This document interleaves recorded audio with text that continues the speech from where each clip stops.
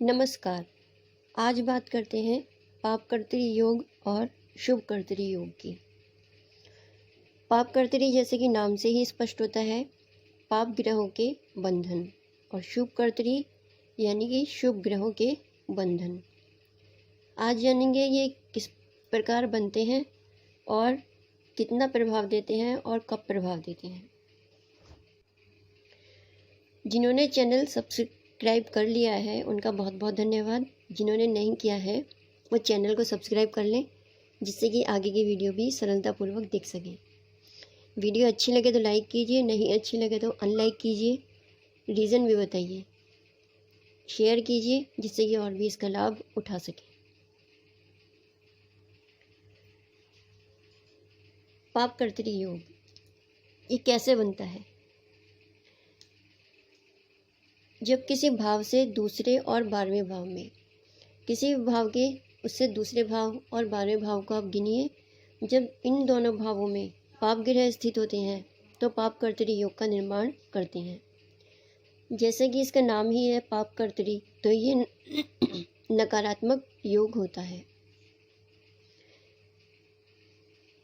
अगर कोई भाव खाली है यानी कि उसमें ग्रह नहीं है तब भी यह असर देगा, और ग्रह युक्त होगा तब भी यह असर देगा।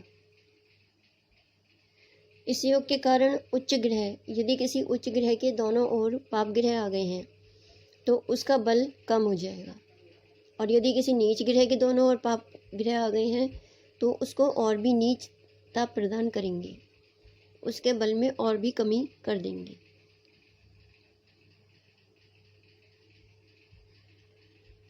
शुभकर्तरी ये बिल्कुल उससे विपरीत है।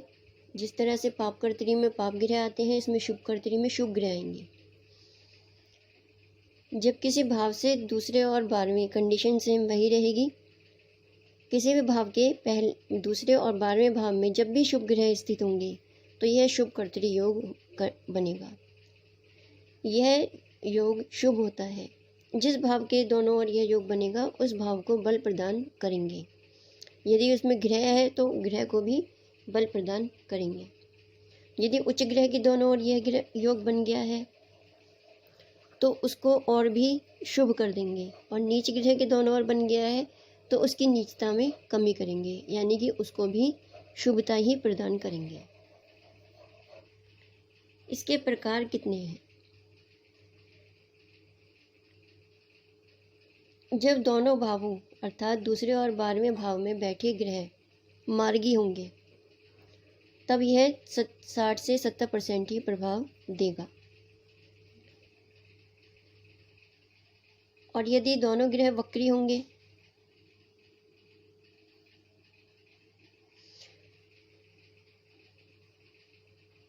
तो भी यह 60 से 70% ही प्रभाव देगा, और यदि दूसरे भाव में वक्री और 12वें भाव में मार्गी होगा तो यह पूर्णकर्तरी यानी कि 100% बंधन डालेगा। अब यह शुभ भी हो सकता है और अशुभ भी हो सकता है।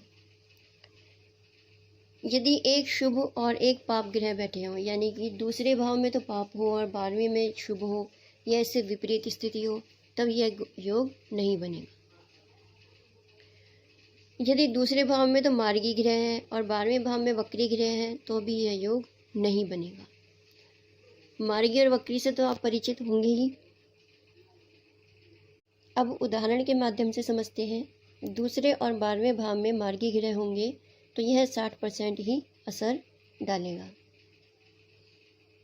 इसमें शुक्र के दोनों ओर सूर्य और मंगल दोनों मार्गी हैं। मार्गी का मतलब होता है अगले भाव में जाने वाला।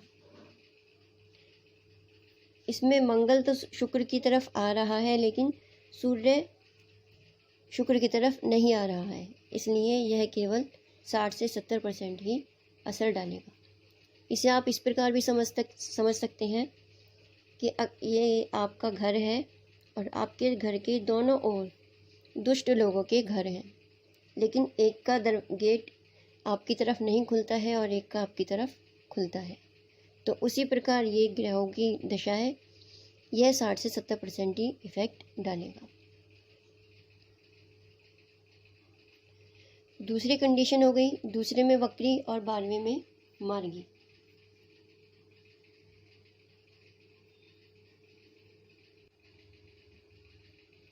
इसमें गुरु यहाँ पर स्थित है। गुरु के दूसरे घर में शनि वक्री है जो कि इसकी तरफ आ रहा है, और अब पिछले घर में यानी कि 12वें घर में मंगल मार्गी है जो इस तरफ आ रहा है।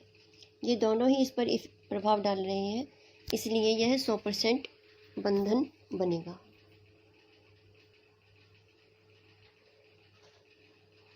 इसी प्रकार शुभ ग्रहों को भी आप देख सकते हैं।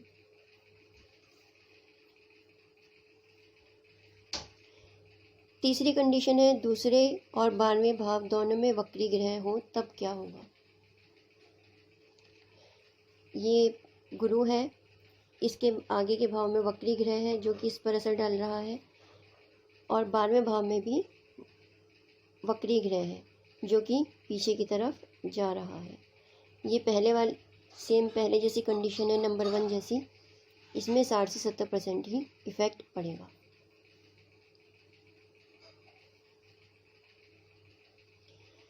एक तरफ शुभ और दूसरी तरफ अशुभ ग्रह होंगे तो क्या होगा।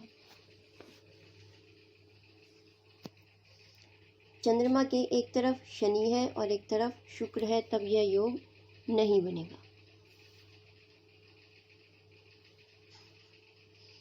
दूसरे में मार्गी और 12वें में वक्री होगा तब क्या होगा।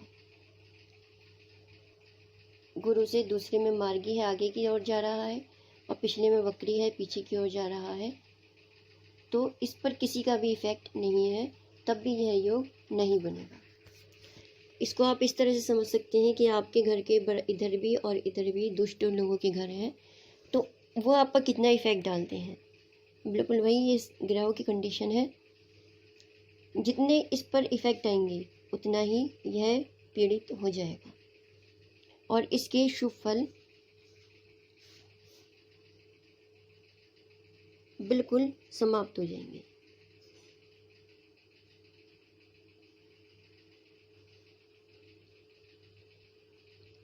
इसकी दशा महादशा जब भी आएगी बहुत ही कष्टकारी होगी।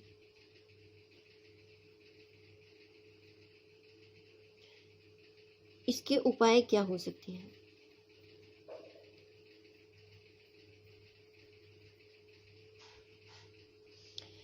इसके लिए जो ग्रह पाप कर्तरी योग बना रहे हैं,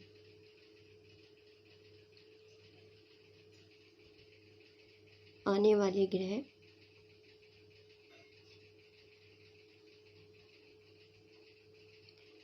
उनके उपाय करने चाहिए। उनके दान कीजिए, मंत्र कीजिए, जल प्रवाह कीजिए, उनको शांत कीजिए। उससे आपके जो बंधन में भाव आए हैं, ग्रह आए हैं, वो आपको लाभ देना आरंभ कर देंगे।